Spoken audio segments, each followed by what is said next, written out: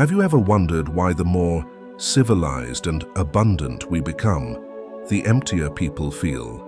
We advance and connect faster than ever with a single tap of technology. Yet when night falls, many still lie there, and the hollow feeling rises like a poisonous mist.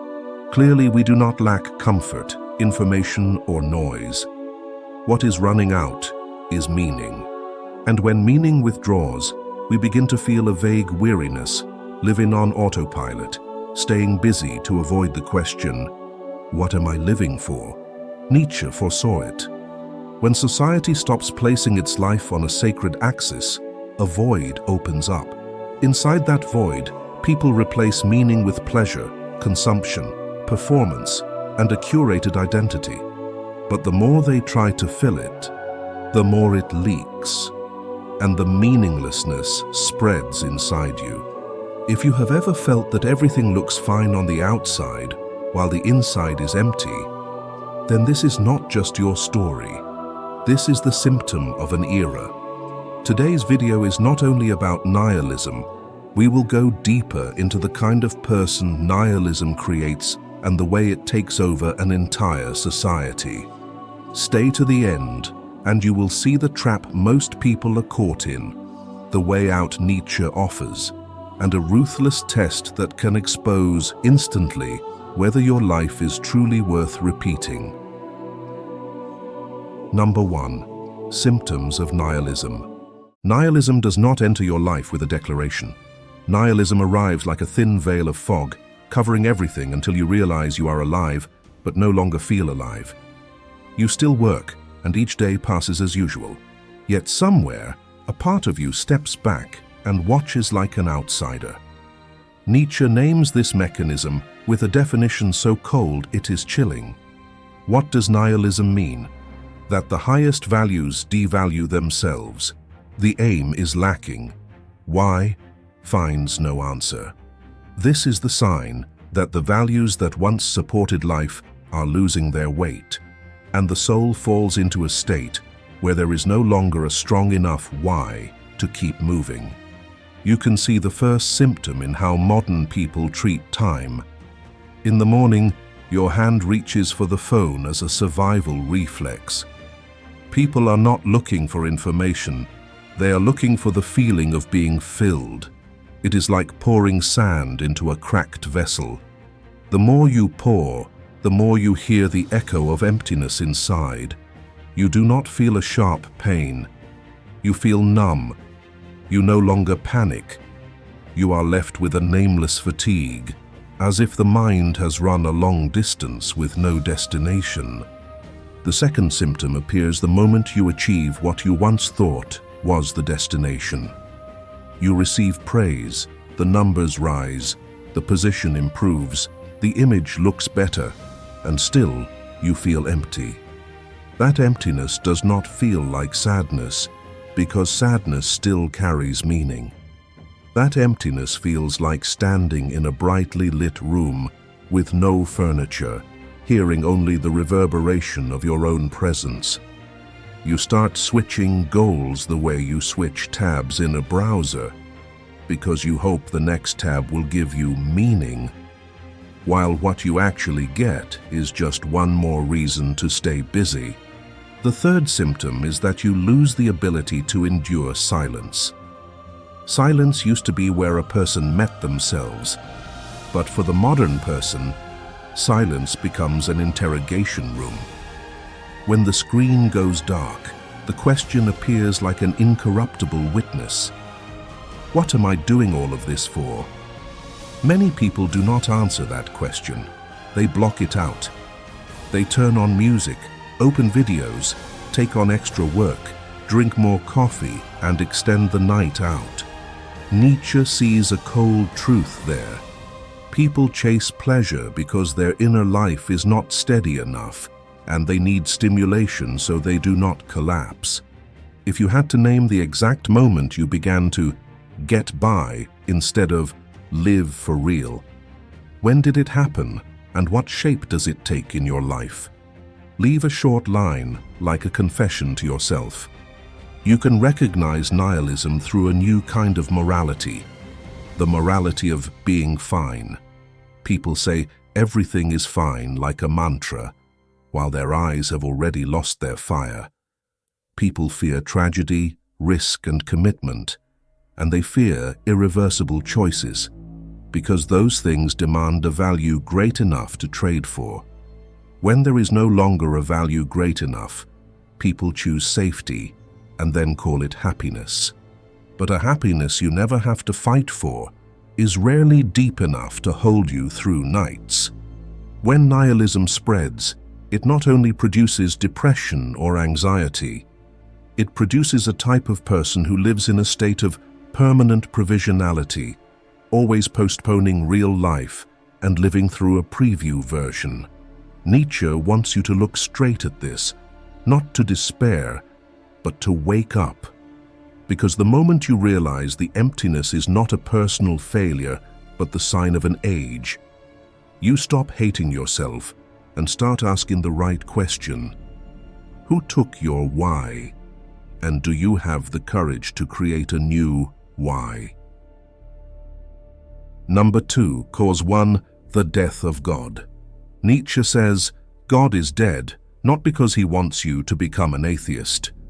Nietzsche says, God is dead because he sees something deeper, quieter, and more ruthless. The highest center of value that the entire Western civilization depended on has lost its authority. For hundreds of years, religion and metaphysics not only answered the question, who created the world, but also the more important question, why must you live? Religion once provided order because it placed a vertical axis between heaven and earth. That axis turned things like good and evil, duty, sacrifice, guilt, salvation, suffering, and death into a story with structure. A farmer, a craftsman, a poor person, a mother, a soldier could endure life because they believed life belonged to a map larger than themselves. Even when people were not happy, they still had a reason to endure, because they were given a ready-made why, like a compass placed in their hand from birth. Then modernization arrived like a cold wind that people called progress. Science taught measurement, reason taught doubt, and technology taught control. People no longer needed to pray for rain because they had weather forecasts.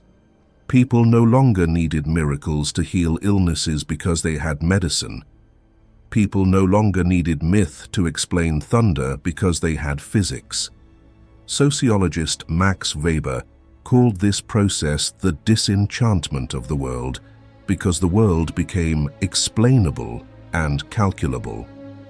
Science answers what and how brilliantly, but science does not automatically generate an answer to what for. When people replaced the sacred map with the technical map, they suddenly realized that the technical map not only points toward what can be done, but also away from what is worth living for.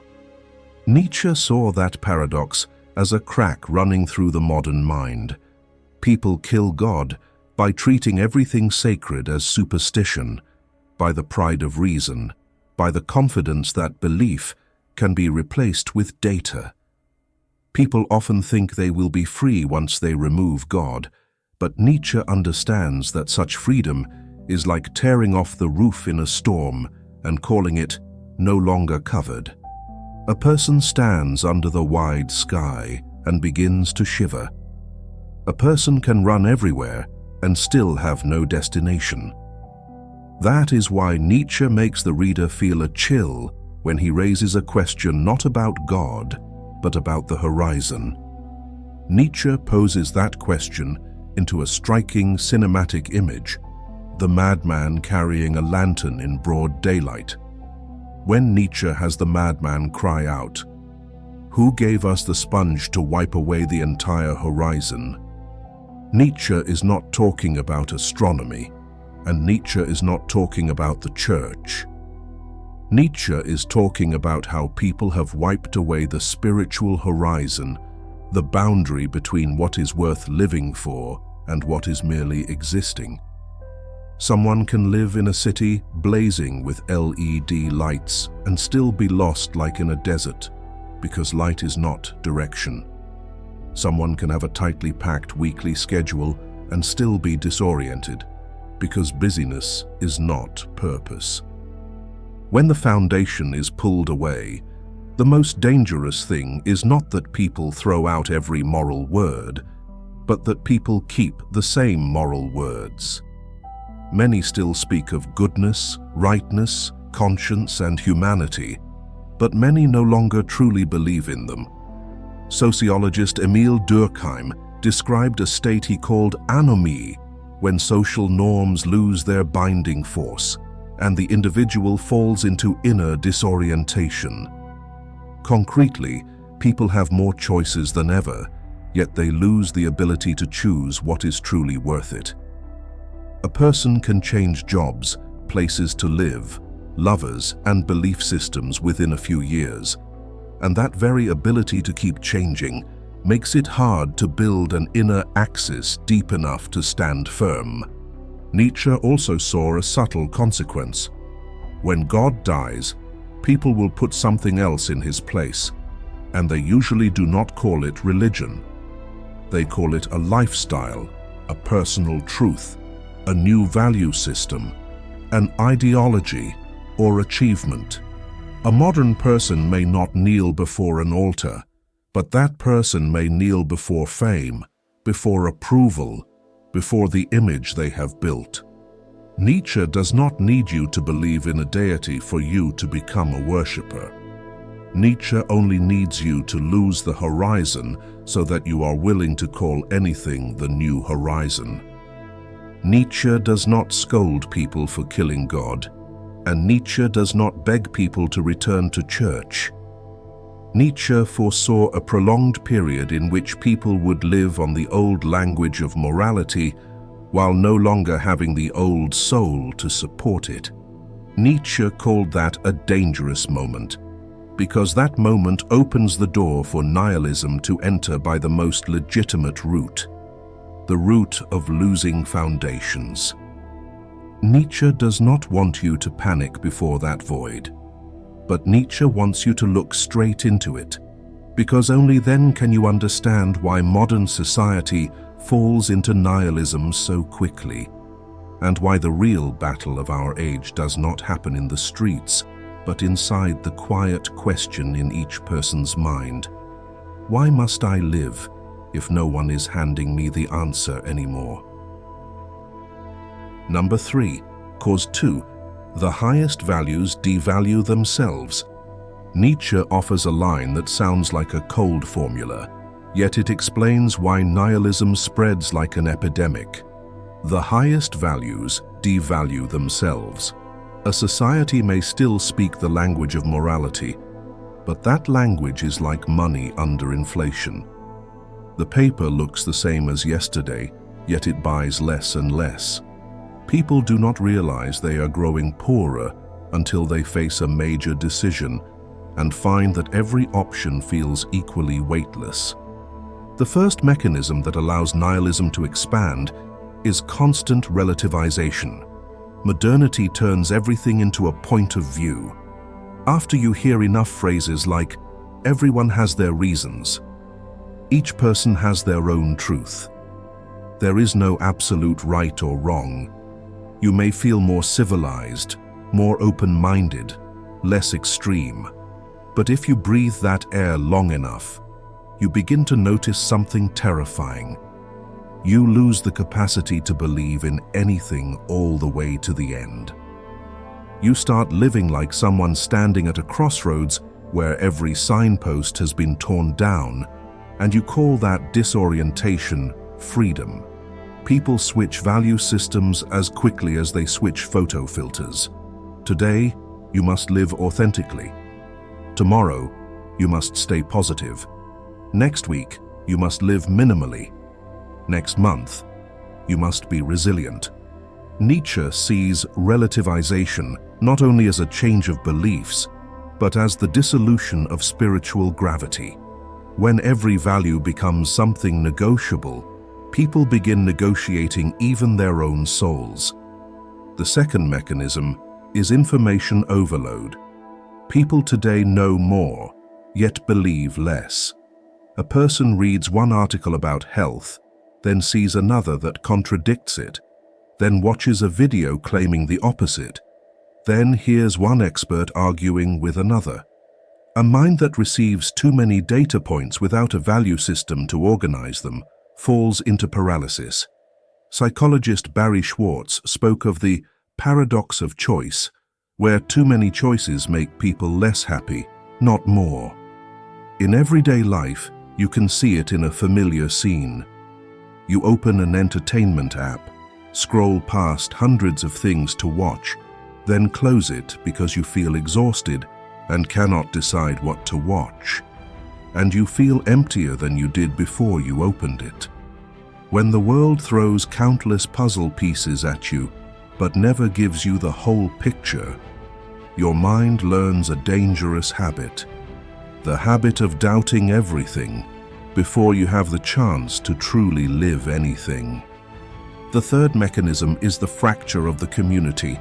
It happens inside sealed apartments, inside noise-canceling headphones, inside conversations reduced to emojis, inside a life where each person becomes an individual project that must be optimized. Modern people are freed from many constraints, yet they are also cut off from sustaining bonds. In the past, a community created a shared story, and that shared story gave each person a role, a ritual, a sense of belonging. Now people live amid thousands of connections, yet lack real belonging. A person may have hundreds of followers and still feel alone at the most important turns of life. When there is no community deep enough, people construct meaning out of fragments, and fragments rarely withstand a storm. When these three mechanisms converge, they create a type of person that is unmistakably modern. Someone with endless choices but very little faith. Someone with abundant information but no direction. Someone with many connections but little belonging. You start choosing like a shopper rather than like a creator of life. This is why nihilism spreads. When everything is replaceable, nothing feels worth sacrificing for or pursuing with your whole being. When nothing feels worth sacrificing for, people fall into a toxic kind of freedom. The freedom to do everything while having no idea who they should become. And when direction disappears, life not only loses its goals, it loses the very quality of being alive. Number 4. Nihilism manifesting as three modern traps. Nietzsche saw this very early. When God is dead, the sacred does not vanish, it merely changes places. That is why nihilism rarely appears as, "I believe in nihilism." It appears as three traps that are ordinary, reasonable, easy to fall into, and difficult to recognize until you are already deep inside.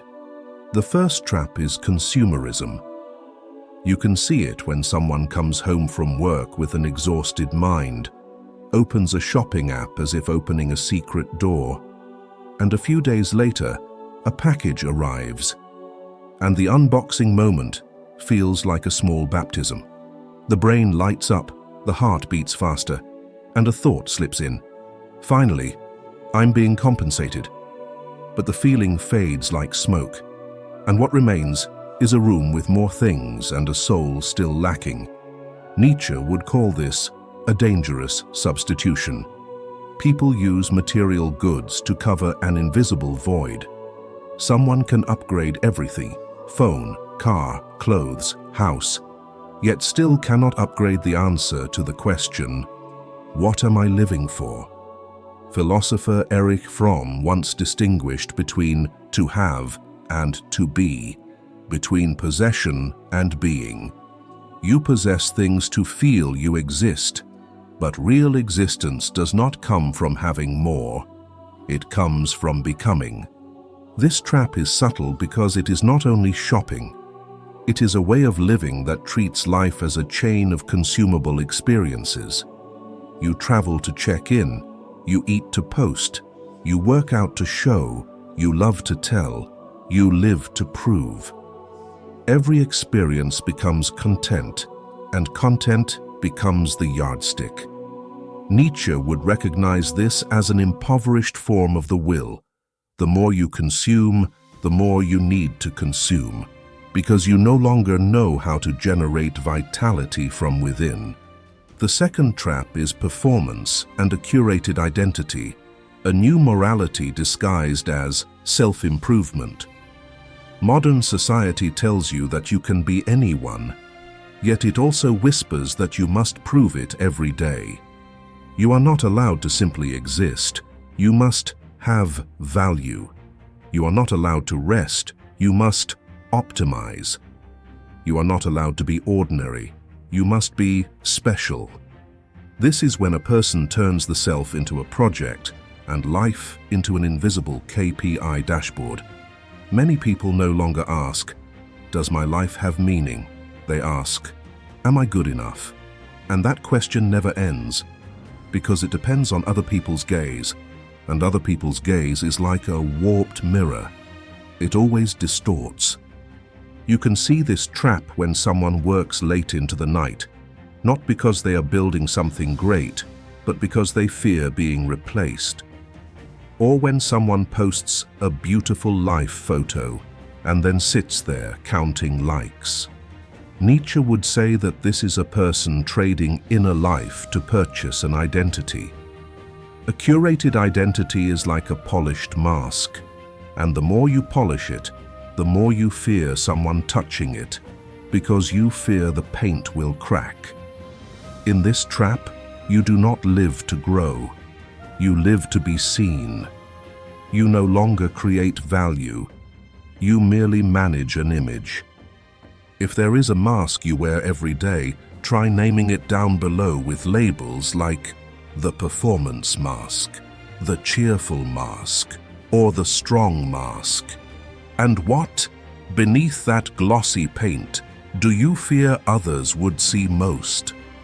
What is frightening is that the performance trap often disguises itself as discipline.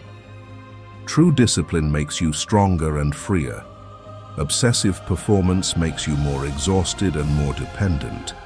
True discipline grows from a deep why. Obsessive performance grows from the fear of being judged. Nietzsche would say that fear is a form of herd morality, when people live by the crowd's yardstick and call it success. You can gain everything the crowd praises and still lose yourself. The third trap is entertainment. It is like a sedative. You turn on a video while eating, a podcast while showering, music while commuting, social media while waiting for the elevator.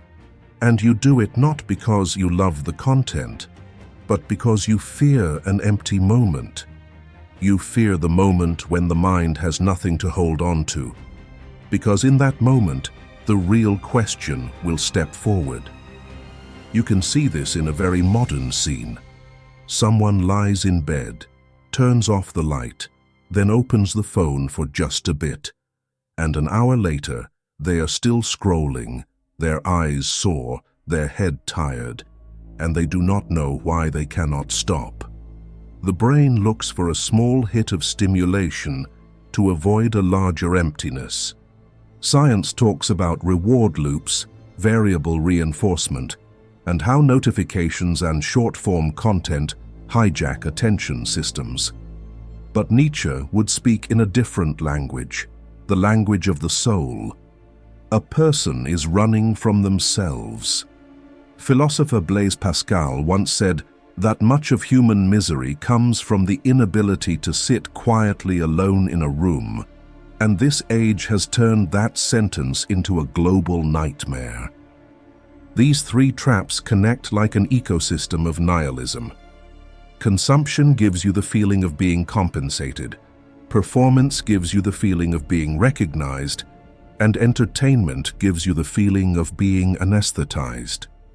You can rotate through all three, to get through the day without breaking. But Nietzsche would ask a question as cold as stone. If you had to live like this for the next 10 years, would you call that living?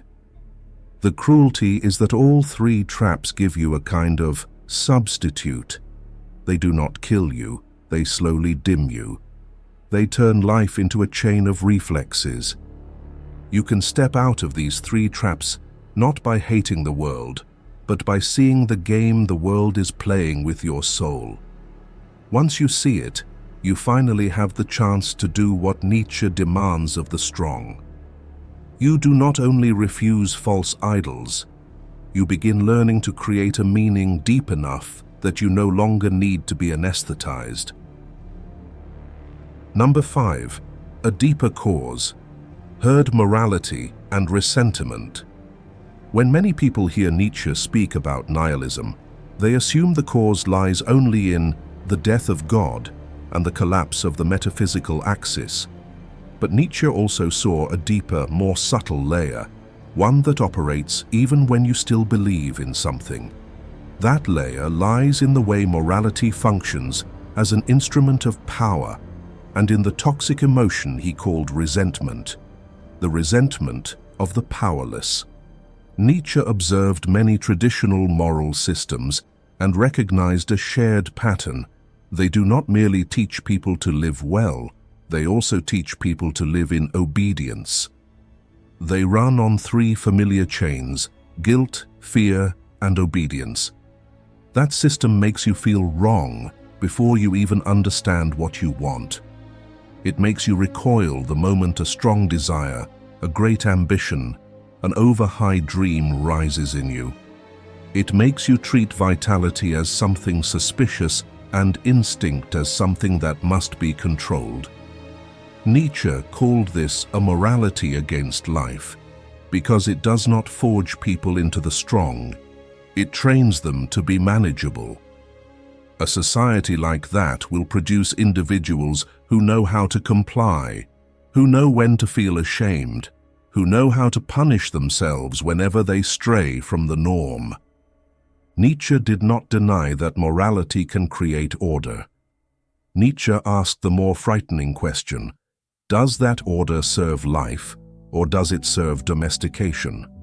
When morality is grounded in guilt and fear, people live in a state of self-censorship, self-diminishment, and self-permission. And when people are forced to shrink for too long, the energy does not vanish. It transforms into poison. Nietzsche called that poison ressentiment. Ressentiment is not a burst of anger that flares up and fades. Ressentiment stages a coup in values. It does not create new values from vitality. It creates new values from resentment. The mechanism is simple and yet profoundly cunning. Those who do not dare to love fully begin to call love an illusion. Those who do not dare to take risks begin to call the risk-taker stupid, delusional. Those who cannot create beauty begin to call beauty vain. Those who lack the inner strength for discipline begin to call discipline toxic pressure. That is how the powerless win without ever becoming strong. Nietzsche called the moral form born from ressentiment slave morality, not because he despised the poor or the weak, but because he described a psychology chained to reaction. That psychology does not begin from "what am I?" but from "what do I hate?" That psychology does not create, it judges. And when a society adopts this morality as a public standard, that society begins to distrust talent, ambition, upward striving, and strong individuality. That society calls excellence arrogance, difference eccentricity, great longing delusion. That society demands the safety of the flat plane over the danger of the peak. You can see ressentiment today not only in religion or tradition, but also across online life and workplace life. You can see it in waves of takedowns aimed at someone simply because they stand out. You can see it in comments that do not seek debate, but seek humiliation. You can see it in a morality that wears a mask of righteousness, while beneath it, there is a hunger for the right to punish. Social psychologists might speak of performative virtue and reward and punishment through social signals, and behavioral science might speak of how people seek status inside a group by proving they are on the right side. But Nietzsche would name it plainly. This is herd morality, trying to assimilate every individual. Herd morality runs on a primitive fear, the fear of being cast out of the group. Human beings evolved to live in tribes, and being ostracized once meant death. Modernity turns that fear into a refined instrument, because ostracism no longer needs fire and stones. Ostracism only needs crowds and algorithms. People, therefore, learn to censor themselves, blur their individuality, and reduce the intensity of their living so they do not become a target. Nietzsche saw this as a spiritual catastrophe. When people live to avoid being hated, they stop living to create what is worth living, because greatness always carries risk, and risk always carries the possibility of judgment. This is where ressentiment meets nihilism. Nihilism leaves people without a higher meaning to aim toward. When there is no higher meaning, people easily choose a lower meaning that is certain: the power to judge. Judgment gives you the feeling that you have a position and the feeling that you have power without needing competence. That is why an age of nihilism so often comes with a morality that is loud and severe, yet poor in creativity. When you understand this mechanism, you will see the world more clearly, and you will also see yourself more clearly. You will begin to distinguish two kinds of morality: one that elevates life through discipline, strength, creativity, and truth, and one that drags life down through guilt, fear, obedience, and judgment. Nietzsche does not tell you to throw morality away. Nietzsche tells you to ask, does that morality make you stronger, or does it make you smaller? Thank you for walking with me beyond the halfway point, because not everyone has the patience to stare directly at the silent mechanisms that pull the human soul downward. If you are still here, it means you are not watching only for entertainment. You are truly looking for a way through. The next part is the most important turning point. We move from seeing through to stepping out, from passive nihilism to active nihilism, where Nietzsche places in your hands a bridge to create values and to be reborn. If this section touched something you have felt but never had words for, leave a small sign with a like and a subscribe, because that is also a way of telling yourself that you are serious about this journey. Number 6. Active nihilism is a bridge, not an abyss. Most people hear the word nihilism and assume it is the end. They imagine nihilism as a dark room with no doors, where everything becomes meaningless, where life is only fatigue and disillusionment.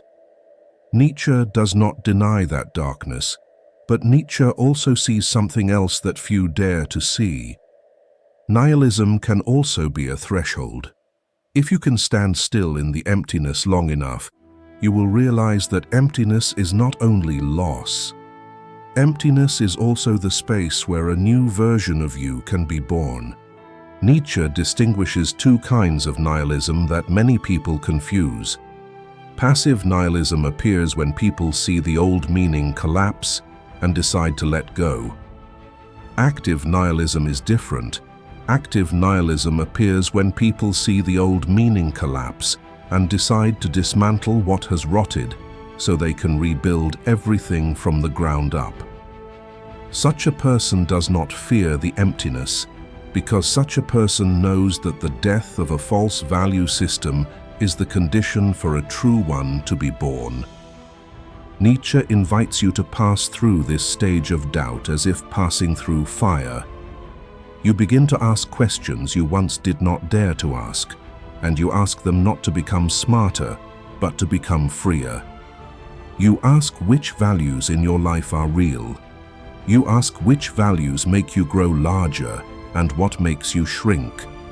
You ask which guilt is awakening and which guilt is merely a chain passed down to you. The moment you ask rightly, you begin to step onto the bridge. That bridge is not for those who want comfort. Nietzsche calls this transitional state a dangerous phase because people leave the old shore before the new shore has been built. People leave meaning given, while meaning created is still weak. Many fall here because they cannot endure the feeling of being suspended. Nietzsche wants you to stay lucid before that temptation. Active nihilism is a bridge because it opens a foundational question. If no highest value outside you can command you anymore, what principle will you live by? Nietzsche does not say everything is permitted. Nietzsche says, no one is telling you who you should be, and that is the greatest test. Nietzschean freedom is not the freedom to do anything. Nietzschean freedom is the freedom to become a person of weight. That weight does not come from obedience. It comes from creating values and taking responsibility for them. Here, the will to power begins to appear in its deepest sense. Many misunderstand will to power as the desire to dominate others, but Nietzsche cares more about a far harder power, the power to master yourself. The will to power is the drive of life to overcome, to intensify, to expand, to shape chaos into form. An artist does not ask the world to be easier. The artist trains the eyes to find beauty even in cracks. Active nihilism is the moment you stop spending energy propping up the old self and begin using that energy to forge a new shape for life. You no longer ask, why won't life give me meaning? You begin to ask, how will I create meaning? You can see it when someone realizes the work they pursue is only what they were taught to pursue, and they begin learning again from the start. You can see it when someone stops living to please family and pays the price of being misunderstood. Those moments are not romantic because they come with loneliness and loss. But Nietzsche would say that loss is not meaningless because that loss is the price of real freedom. Active nihilism is also a bridge because it teaches a rare skill, living without comforting illusions. Nietzsche does not want you clinging to a promise of heaven to endure hell. Nietzsche wants you to turn hell into material, to treat suffering as raw matter to be shaped. Research on post-traumatic growth shows that some people, after upheaval, undergo a clear restructuring of meaning and real maturation because they are forced to redefine life. Active nihilism will feel like a cold phase. You see clearly when you are demanding meaning from the world, and when you are forging meaning like a blacksmith. And once you see clearly, you understand what Nietzsche wants to leave you as a task. Nihilism is not a prison. Nihilism is the stretch of road between two worlds. Number 7. Nietzsche's way out. Nietzsche does not hand you a life preserver so you can drift on the surface of nihilism. Nietzsche gives you a test, and that test is so ruthless that it does not allow you to lie to yourself. That test is called eternal recurrence. Imagine that one night a demon comes to you and says that you must live this very life again, in every detail, every day, every mistake, every time you betrayed yourself, and you will live it like this endlessly. Could you bear it? Nietzsche asks, in order to measure the realness of a life. Many people will answer in silence that they could not bear it, and that answer is a signal. It says that you are living a life you only dare to live once, because you are leaning on the hope that later it will be different. Tomorrow I will change. Someday I will begin. Eternal recurrence crushes the word someday. Nietzsche does not use eternal recurrence to frighten you. Nietzsche uses it like a scale. If your life is worth repeating, it means you are living along an axis deep enough. You are doing what you still want, even when you are exhausted. You are loving what you would not regret, even if you lost it. Here, Nietzsche leads you to the next step, an attitude many mistake for resignation, but which is in truth a higher form of strength. Amor fati, the love of fate. Amor fati is the sentence, I accept. You do not turn suffering into a reason to surrender. You turn suffering into material to be shaped. You do not ask, why does life treat me this way? You ask, what will I do with what life has given? When you move from cursing to crafting, you enter the world of the artist. Nietzsche wants you to live like an artist, not because life must be beautiful in a rosy way, but because life must be given form. An artist does not wait for inspiration in order to live. An artist lives in order to create inspiration. You can see this in a very close example. Two people go through the same failure. The first uses failure as an identity. The second uses failure to reforge skill, reforge discipline, and reforge courage. The difference is not in the circumstance. The difference is in how they give meaning to the circumstance. When you look at life through eternal recurrence, you stop living carelessly because you do not want to repeat carelessness. When you embrace amor fati, you stop playing the victim because you do not want to repeat helplessness. And that is Nietzsche's way out, not to run from nihilism, but to pass straight through it, carrying a ruthless question and a love strong enough to turn your life into something you can say yes to, not only once, but infinitely. Nietzsche does not promise to return you to a safe shore, because a safe shore is often just where people fall asleep inside themselves. Nietzsche places in your hands a choice. Either you continue letting the age write meaning on your behalf, or you begin signing your own life with action, with discipline, with a value you create yourself. The emptiness you fear can become the place where you mature if you dare to stay in it long enough to hear your true voice. When you stop running, life will not automatically become gentler, but it will become more real. And truth has a strange power. It makes you stand upright and steady. If you want to carry one question with you after this video, keep the question no one can answer for you. Are you living like a draft? Or will you begin living like a work of art starting today?